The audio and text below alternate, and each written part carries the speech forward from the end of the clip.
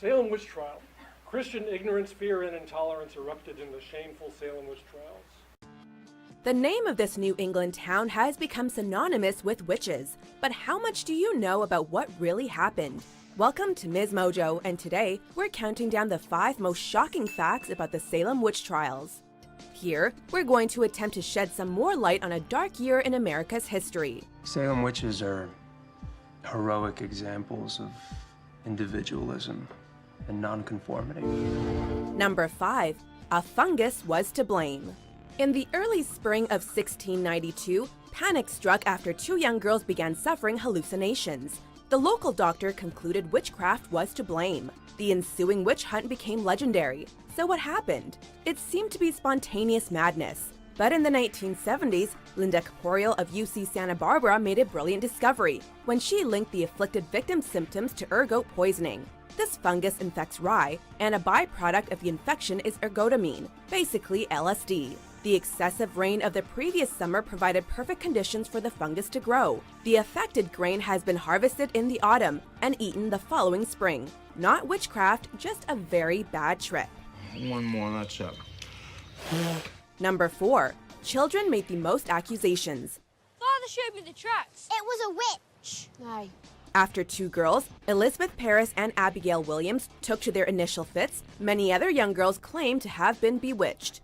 One of the most aggressive accusers was 12-year-old Ann Putnam Jr. Her name appears over 400 times in the court documents of the trials, and 11 of the 19 people she accused were hanged. It seems Putnam, along with her friends, did the lion's share of accusing. And because of their age, the judges believed that they were innocent and honest, and virtually no evidence was needed to back their claims, which could include bad dreams or spectral evidence as proof. Oh, Heavenly Father, take away this torment! Number 3. The trials were deeply regretted. By the end of the year, the true horror of the trials began to dawn on the small New England community.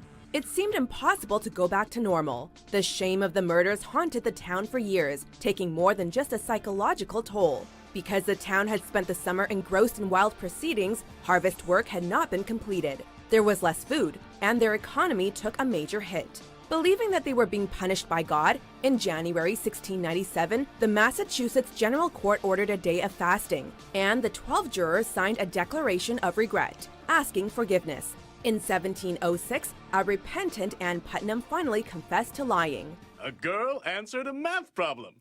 You know what that means. A witch! Number 2. Burning was not the standard method of execution.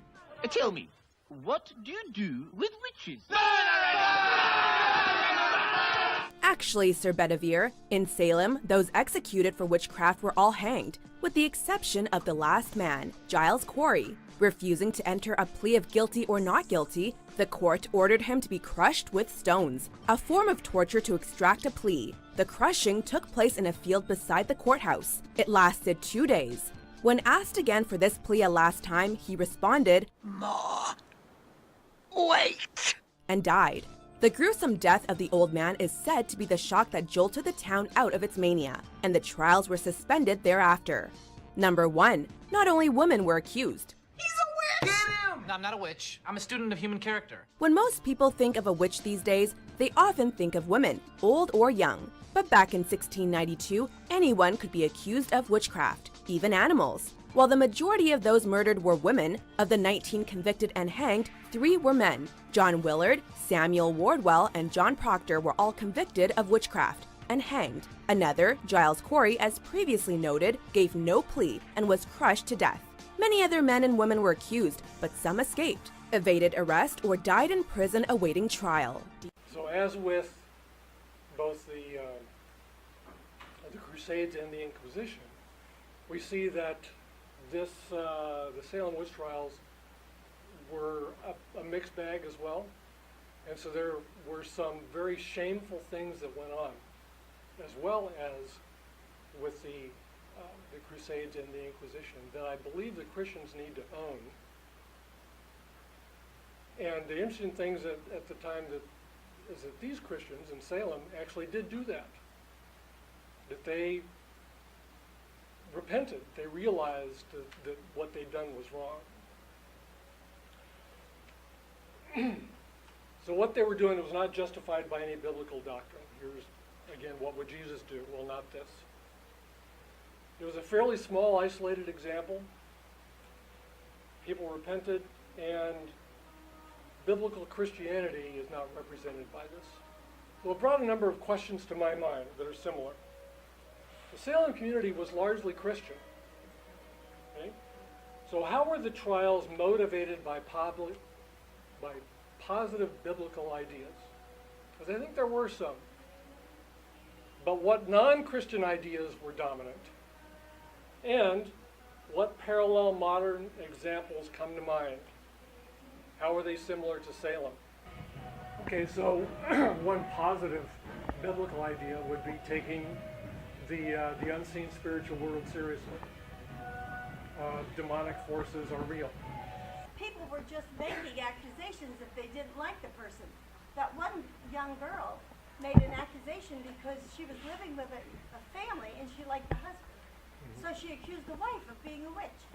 And you couldn't defend yourself. If they said you were a witch and someone said, I don't believe she's a witch, then they were accused of being a witch. So it was truly unfair. There was no real justice in presenting your case.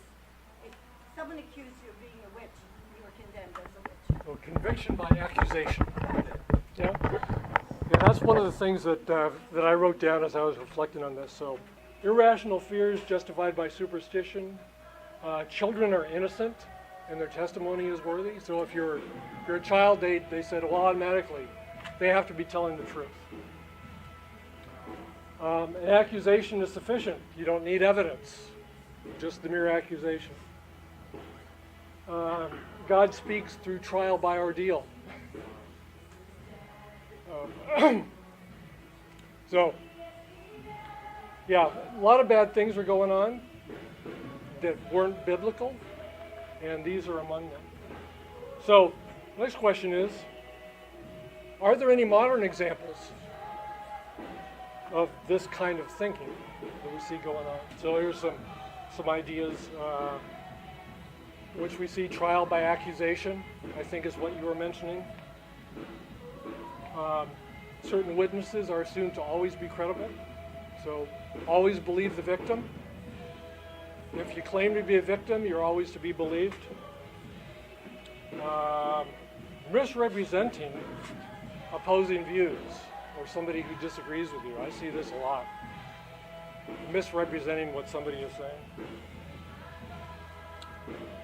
Exculpatory evidence. That means evidence that is in the accused's favor is disregarded quite often.